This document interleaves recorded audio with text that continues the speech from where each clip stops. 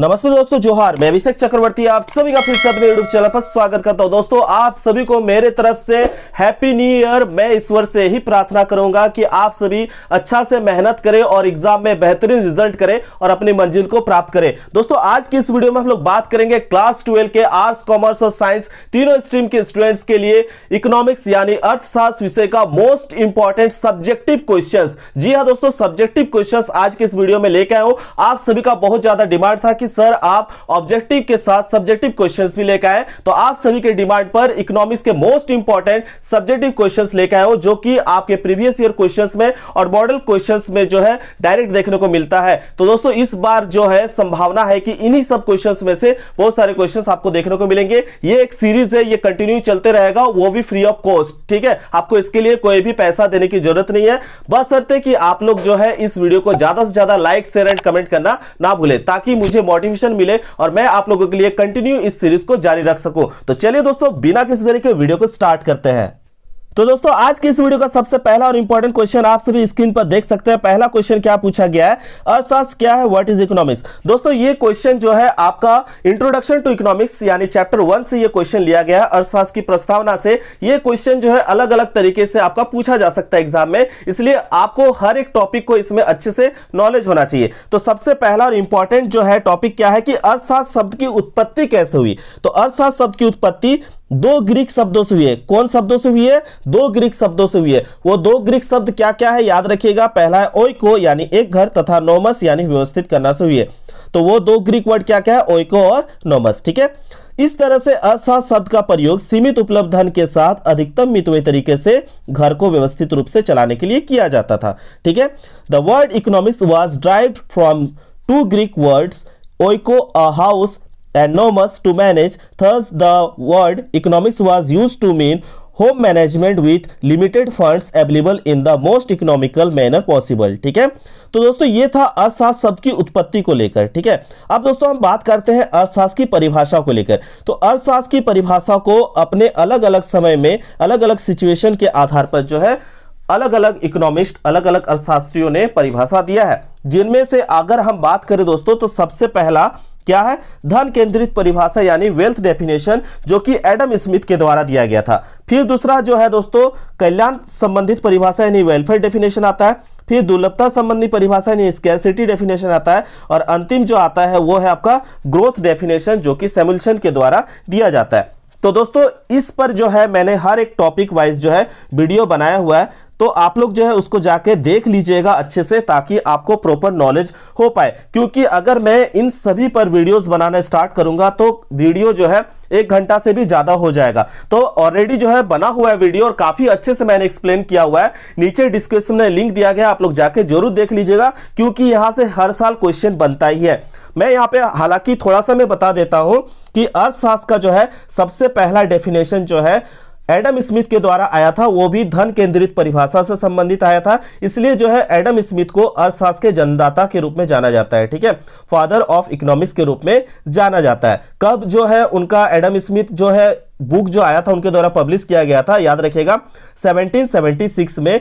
Book का नाम था an inquiry into the nature and causes of wealth of nation. ठीक है दोस्तों, आप लोग नीचे कमेंट करके बताइएगा कि धन केंद्रित परिभाषा किसने दिया था। ठीक है, यहां पे आप लोग बताइएगा कि धन केंद्रित परिभाषा किसने दिया था, कल्याण केंद्रित परिभाषा किसने दिया था, दुर्लभता केंद्रित परिभाषा और विकास केंद्रित परिभाषा किसने दिया था। इंग्लिश मीडियम वाले स्टूडेंट्स बताइएगा कि वेल्थ डेफिनेशन किनके द्वारा दिया गया था, वेलफेयर डेफिनेशन किनके द्वारा दिया गया था, स्कैरसिटी डेफिनेशन किनके द्वारा दिया गया था, और ग्रोथ डेफिनेशन किनके द्वारा दिया गया था। दोस्तों, इस वीडियो के नीचे डिस्क्रिप्शन में लिंक दिया गया है, आप लोग जाके एक एक का टॉपिक वाइज देख लीजिएगा।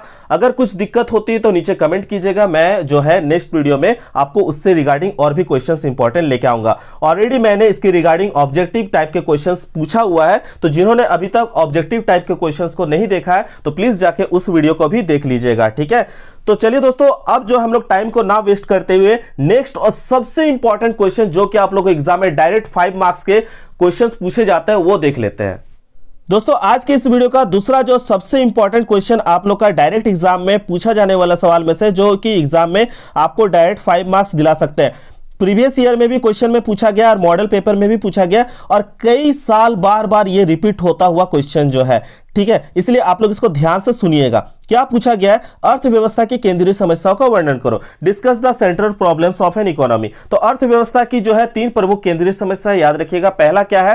क्या उत्पादन करना है, यानी व्हाट गुड्स टू प्रोड्यूस। दूसरा है कैसे उत्पादन करना है, हाउ टू प्रोड्यूस। और तीसरा है किसके लिए उत्पादन करना है, फॉर होम टू प्रोड्यूस। ठीक है, तो दोस्तों सबसे पहला हम लोग एक एक करके टॉपिक वाइज टॉपिक पढ़ते चलेंगे और अच्छे से पढ़िएगा, क्योंकि कई बार क्या होता है ना, अर्थव्यवस्था की किसी एक केंद्रीय समस्या का वर्णन करे करके 3 मार्क्स में दे दिया जाता है। तो इसलिए आप लोग को हर एक पॉइंट्स को याद करना जरूरी है इसमें। ठीक है, हिंदी और इंग्लिश दोनों में बताया जाएगा, ताकि हिंदी मीडियम और इंग्लिश मीडियम दोनों स्टूडेंट्स को प्रॉब्लम ना हो। ठीक है, तो यहां पे पहला जो पॉइंट लिखना हम लोग को, क्या उत्पादन करना है। तो एक अर्थव्यवस्था में याद रखिएगा करोड़ों वस्तु का उत्पादन करना होता है, जिनमें हमें यह निर्णय लेना पड़ता है किन वस्तु का उत्पादन करना है, विलासिता की वस्तु का, पूंजीगत वस्तु का, या उपभोक्ता वस्तुओं का, अथवा किसी अन्य वस्तु का। यह निर्णय लेने के बाद कि क्या उत्पादन करना है, यह भी निर्णय लेना होता है कि आपको कितना मात्रा में उत्पादन करना है। तो दोस्तों ये था सबसे पहला पॉइंट का। ठीक है, दूसरा अगर बात करें दोस्तों हम लोग, तो दूसरा नंबर पे चलते हैं। तो दूसरा नंबर पे क्या लिखा गया?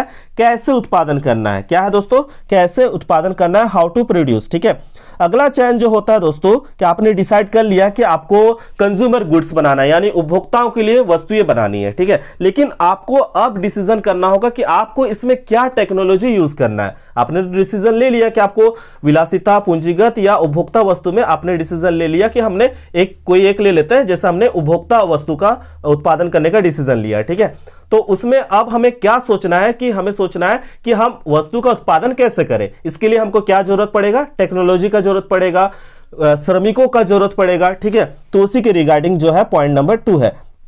पॉइंट नंबर 2 में क्या लिखा गया? अगला चयन उत्पादन की तकनीक का होता है। ठीक है, प्रत्येक अर्थव्यवस्था को इस समस्या का सामना करना पड़ता है कि किस वस्तु के उत्पादन के लिए साधनों को जो है कैसे संयोजित किया जाए, कलेक्ट किया जाए। किसी विशेष साधन की उपलब्धता के आधार पर जो है अर्थव्यवस्था को हम लोग जानते हैं 2 कैटेगरी में देखते हैं। एक हो गया श्रम प्रधान और दूसरा हो गया पूंजी प्रधान तकनीकी के मध्य हम लोगों को क्या करना पड़ेगा? चयन करना पड़ेगा। ठीक है, तो तकनीक 2 तरीके के हो सकते हैं। अगर हमको कम पैसे में मजदूर अच्छे मिल जा रहे हैं, कौशल वाले मजदूर हो रहे हैं जिनके पास स्किल्स है, तो हम वहां पे जो है मजदूर यानी लेबर को लेके आएंगे। लेकिन आप अगर किसी पर्टिकुलर एरिया पे गए हैं और वहां पे स्किल वो नहीं है वहां के लेबर्स के पास, तो हमें मजबूरन वहां पे टेक्नोलॉजी का यूज करना पड़ेगा, तकनीक का यूज करना पड़ेगा। ठीक है, तो यहां पे जो है या तो ये श्रम प्रधान भी हो सकता है, दूसरा पूंजी प्रधान भी हो सकता है। ठीक है, श्रम प्रधान में आपका मजदूर आ जाएंगे जो कि आपके मजदूरी पर काम करेंगे, जबकि पूंजी प्रधान में मशीन्स वगैरह आ जाएंगे जो कि जिसमें आपको क्या लगेगा? पूंजी लगाना पड़ेगा उसके लिए। ठीक है, तो इन दोनों के मध्य जो है तकनीक के मध्य आपको चयन करना पड़ेगा। तो दूसरा पॉइंट भी हो गया आपका कैसे उत्पादन करना है। और तीसरा सबसे इंपॉर्टेंट पॉइंट जो है दोस्तों यहां पे देख सकते हैं कि मैंने वस्तु को जो है बना लिया, सब कुछ कर लिया, लेकिन अब आपको सोचना है कि आप जो वस्तु को उत्पादन कर रहे हैं वो लेगा कौन, परचेस कौन करेगा, खरीदेगा कौन। ठीक है, यानी आपको अब सोचना है कि जो मैंने डिसीजन लिया है तो वो किसके लिए लिया है, यानी उत्पादन जो है किसके लिए करना है। ठीक है, तो किसके लिए उत्पादन करना है, ये तीसरा पॉइंट होगा, फॉर होम टू प्रोड्यूस। ठीक है, तो किसी वस्तु का उपभोग करना है, उपभोग किसके द्वारा होना है, ये आपके माइंड में आना चाहिए। यह बात इस बात पर निर्भर करता है कि राष्ट्रीय उत्पादन साधन स्वामियों के बीच कैसे वितरित किया जाए, यानी साधन को आप कैसे डिस्ट्रीब्यूट करेंगे, लोगों तक पहुंचाएंगे, ये सवाल आपके मन में आना चाहिए। ठीक है, तो इस तरह से दोस्तों आपके सामने 3 प्रकार की केंद्रीय समस्याएं आपको देखने को मिलेगी कि क्या उत्पादन करना है, आपने सोच लिया। ठीक है, दूसरा आपको सोचना पड़ा क्या कि कैसे उत्पादन करेंगे। ठीक है, पूंजीगत वस्तुओं के माध्यम से या श्रम प्रधान के माध्यम से। तो दोस्तों उसके बाद आपको फाइनल जो है सोचना है कि आप जो प्रोडक्शन करना चाहते, उत्पादन करना चाहते हैं, किसके लिए करना चाहते हैं। तीसरा पॉइंट ये था। ठीक है, तो यहां पे देख सकते हैं एक ये वाला लाइन लास्ट में जरूर लिखिएगा कि सभी केंद्रीय समस्याओं का मुख्य कारण क्या है? साधनों की दुर्लभता तथा उनका वैकल्पिक प्रयोग है। ठीक है, आप लोग जानते हैं कि हमारे पास रिसोर्सेज जो है लिमिटेड है और उसका अलग अलग जगह वैकल्पिक प्रयोग भी है। तो इसलिए आपको याद रखना है कि सभी केंद्रीय समस्या का मुख्य कारण क्या है? साधनों की दुर्लभता और उसका वैकल्पिक प्रयोग यानी अल्टरनेटिव यूजेस है। ठीक है, अब इसको हम लोग इंग्लिश में भी देख लेते हैं। तो दोस्तों अब इंग्लिश मीडियम वाले जो स्टूडेंट्स हैं यहाँ पे देख सकते हैं जो बातें मैंने बताई वही इंग्लिश में भी लिखा हुआ है। 3 central problems of economy are as follows, जिसमें आपको पहला जो है डिसाइड करना पड़ता है कि व्हाट टू प्रोड्यूस, ठीक है, जिसमें आपको ये डिसाइड करना पड़ता है कि आप लग्जरी गुड्स बनाना चाहते हैं, वेज गुड्स बनाना चाहते हैं, कैपिटल गुड्स बनाना चाहते हैं या कंज्यूमर गुड्स बनाना चाहते हैं, ठीक है। इसके साथ ही having decided what to produce it also had decided how much to produce, ठीक है। इसके बाद दोस्तों सबसे इंपॉर्टेंट मैंने क्या बताया, जब आप व्हाट टू प्रोड्यूस डिसाइड कर चुके हैं कि आपको इनमें से कौन सा गुड्स प्रोड्यूस करना है, तो आपको जो है यहाँ पे टेक्निक जो है वहां पे सोचना पड़ेगा, ठीक है। The next choice is the choice of technique of production, ठीक है, जिसमें आपका क्या हो सकता है, लेबर इंटेंसिव के आधार पे भी हो सकता है या कैपिटल टेक्निक्स के आधार पर भी हो सकता है, ठीक है। तो अलग अलग हो सकते हैं, तो इसको आप लोग अपने वर्ड्स में भी बना के एग्जाम में लिख सकते हैं। तीसरा और सबसे इंपॉर्टेंट जो पॉइंट मैंने बताया था, फॉर हुम टू प्रोड्यूस, ठीक है।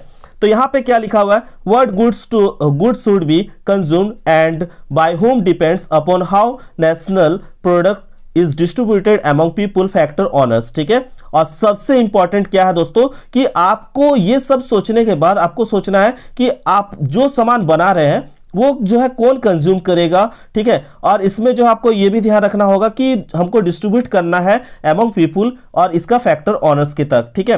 तो इसमें सबसे इंपॉर्टेंट एक लाइन मैंने लिखने के लिए कहा हिंदी मीडियम वालों को भी और आप लोगों को भी कि all central problems arise due to scarcity of resources and alternative uses. तो ये वर्ड एकदम लिखना ना भूलिएगा, सभी केंद्रीय समस्याओं यानी सेंट्रल प्रॉब्लम्स का कारण एक ही है, scarcity of resources and alternative uses, ठीक है।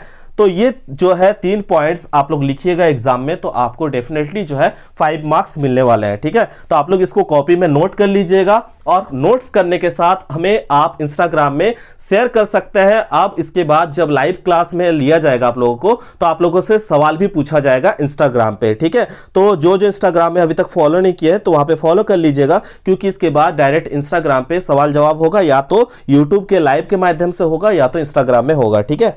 तो आप लोग जरूर एक बार वहां पे सवाल जवाब के लिए रेडी रहिएगा और इंपॉर्टेंट पीडीएफ से नोट्स के लिए आप हमारे टेलीग्राम चैनल को भी फॉलो कर सकते हैं। चलिए नेक्स्ट इंपॉर्टेंट क्वेश्चंस को देख लेते हैं। दोस्तों आज की इस वीडियो का मोस्ट इंपॉर्टेंट क्वेश्चन आप लोग स्क्रीन पर देख सकते हैं। क्या पूछा गया है कि व्यष्टि अर्थशास्त्र और समष्टि अर्थशास्त्र में अंतर स्पष्ट करें, distinguish between micro economics and macro economics. तो दोस्तों ये सवाल आप लोग का प्रीवियस ईयर के क्वेश्चंस देख लो, मॉडल पेपर देख लो, आप लोग किसी भी बोर्ड के एग्जाम का क्वेश्चन निकाल के देखो, ये क्वेश्चन पूछा ही जाता है अधिकतर, ठीक है। तो दोस्तों आपको पहला ये बताना है आप लोग नीचे कमेंट करके कि हम लोगों ने एक ही इकोनॉमिक्स सुना था। तो याद रखिएगा 1930 से पहले इकोनॉमिक्स जो है एक ही हम लोग सुनते थे, लेकिन इसको जो है बाद में 2 ब्रांचेस का कॉन्सेप्ट लाया जाता है, 2 शाखाओं में बांटने का कॉन्सेप्ट लाया जाता है, समष्टि और व्यष्टि यानी माइक्रो एंड मैक्रो में, ठीक है। तो इसका जो श्रेय किसे दिया जाता है, ठीक है, इन 2 ब्रांचेस में लाने का कॉन्सेप्ट का श्रेय किसे दिया जाता है, आप लोग नीचे कमेंट करके जरूर उनका नाम बताइएगा, ठीक है। जिनका करेक्ट होगा आंसर उन्हें कमेंट करके और लाइक करके फीडबैक जरूर दिया जाएगा, ठीक है। तो सबसे पहले हम लोग इसका आंसर देख लेते दोस्तों। तो यहां पे देखिए क्या लिखा गया, व्यष्टि अर्थशास्त्र यह एकाकी व्यक्तिगत इकाइयों, एकाकी यानी जो इसमें जो है व्यक्तिगत आर्थिक इकाइयों का अध्ययन किया जाता है, ठीक है। क्या क्या का, वस्तु की कीमत का निर्धारण का, याद रखिएगा वस्तु की कीमत का निर्धारण का, उपभोक्ता उत्पादक और फार्म के व्यवहार का, किसका किसका व्यवहार याद रखिएगा, उपभोक्ता उत्पादक और फार्म के व्यवहार आदि का अध्ययन किया जाता है, ठीक है। तो इन जो है जो मैंने बताया एग्जाम्पल में, इसका नाम हमेशा याद रखिएगा आपके दिमाग में, क्योंकि इससे रिगार्डिंग ऑब्जेक्टिव क्वेश्चन पूछा जाता है। डायरेक्ट आपसे सवाल पूछ लिया जाएगा कि इनमें से कौन सा नहीं। तो अगर आपको ये चारों का नाम याद नहीं होगा तो आपका वहां पे आप हड़बड़ी में गड़बड़ी करके आएंगे, ठीक है। तो याद रखिएगा वस्तु की कीमत का निर्धारण का अध्ययन करते हैं, उपभोक्ता उत्पादक और फार्म के व्यवहार का अध्ययन का निर्धारण हम लोग करते हैं, ठीक है। चलिए अब हम लोग इंग्लिश में भी देख लेते हैं। Microeconomics, it studies the behavior of individual economic units such as price determination of a commodity, behavior of a consumer, producer और a farm, ठीक है। याद रखना आप लोग को जो इंग्लिश मीडियम वाले स्टूडेंट है, price determination of a commodity, behaviour of a consumer, producer और फार्म, ठीक है, याद रखना आप लोग को। और साथ ही में micro economics is also termed as price theory, इसको याद रखना है कि इसको प्राइस थ्योरी के नाम से भी जाना जाता है, ठीक है। अब दोस्तों हम लोग बात कर लेते हैं दूसरा जो है समष्टि अर्थशास्त्र यानी मैक्रो इकोनॉमिक्स का, ठीक है। तो इसमें जो है समूची अर्थव्यवस्था यानी समग्र अर्थव्यवस्था का अध्ययन हम लोग करते हैं। जब हम लोग समग्र अर्थव्यवस्था का बात करें दोस्तों, तो इसका एग्जाम्पल में क्या क्या आएगा, कुल उपभोग, ठीक है, याद रखना आपका क्या आएगा, कुल उपभोग, कुल रोजगार, राष्ट्रीय आय, सामान्य कीमत स्तर आदि का अध्ययन किया जाता है। ठीक है, तो इसमें भी आपका ऑब्जेक्टिव में सवाल पूछा जाता है। इनमें से क्या नहीं है, आजकल ज्यादा क्वेश्चन पूछा जा रहा है, इसलिए जब आप लोग का ऐसा क्वेश्चन पूछा जा रहा है तो आप लोग का सभी नाम सब जो एग्जाम्पल में दिया गया है आपको ये याद रखना है। ठीक है, अब इंग्लिश में थोड़ा सा हम लोग इसका डेफिनेशन को देख लेते हैं, क्या लिखा गया है। Macro economics, it studies the economy as a whole and it aggregates such as total consumption, क्या total consumption, total employment, national income, general price level etcetera. ठीक है, तो आपको ये याद रखना है। आप लोग इसको पेन एंड पेपर लेके बैठिए और नोट कीजिए और नीचे कमेंट करके बताइएगा कि आपने नोट किया या नहीं। ठीक है, आशा करते हैं आपने अभी तक जो मैंने सवाल पूछा था उसका आंसर आप सभी ने दे दिया होगा। अब चलिए दोस्तों, आपसे पूछा क्या गया था सवाल कि व्यष्टि और समष्टि अर्थशास्त्र में जो है लाने का कॉन्सेप्ट किनका है, तो उसके रिगार्डिंग कुछ इंपॉर्टेंट नोट्स है, उसको आप लोग उससे भी नोट कर लीजिएगा। तो दोस्तों, जो सवाल पूछा गया था उसका आंसर यहां पे आप लोग देख सकते हैं। रेगनर फ्रीस ने 1933 में पहली बार आर्थिक सिद्धांतों को दो शाखाओं में यानी व्यष्टि अर्थशास्त्र और समष्टि अर्थशास्त्र में दर्शाने के लिए व्यष्टि और समष्टि शब्द का प्रयोग किया था, याद रखिएगा। ठीक है, Ragnar फ्रीस coined the words micro and macro in 1933 denote two branches of economic theory namely micro economics and macro economics. ठीक है, इसको आप लोग जो है अपने कॉपी पे नोट कर लीजिएगा। तो दोस्तों, ये कुछ इंपॉर्टेंट क्वेश्चंस थे जो कि आप लोग के एग्जाम में डायरेक्ट सवाल पूछे जाते हैं। दोस्तों, अगर इसमें आप सभी का प्यार और सपोर्ट अच्छा रहा तो तय मानिए इकोनॉमिक्स का पूरा सिलेबस एग्जाम से पहले कंप्लीट करा दिया जाएगा, बशर्ते कि आप लोग जो है इस वीडियो में ज्यादातर लाइक, शेयर एंड कमेंट कीजिए ताकि मुझे मोटिवेशन मिले। तो आशा करते दोस्तों आज का वीडियो आप सभी को पसंद आया होगा। दोस्तों, अगर वीडियो पसंद आए तो please like share and comment करना ना भूलें, क्योंकि आप लोग का प्यार और सपोर्ट की वजह से मुझे आगे मोटिवेशन मिलेगा कि मैं आगे वीडियो इस तरह से बनाऊं या ना बनाऊं। ये टोटली डिपेंडेंट है आपके ऊपर। तो वीडियो अगर पसंद आती है तो please like share and comment करना ना भूलें। तब तक के लिए दोस्तों धन्यवाद। जय हिंद, वंदे मातरम।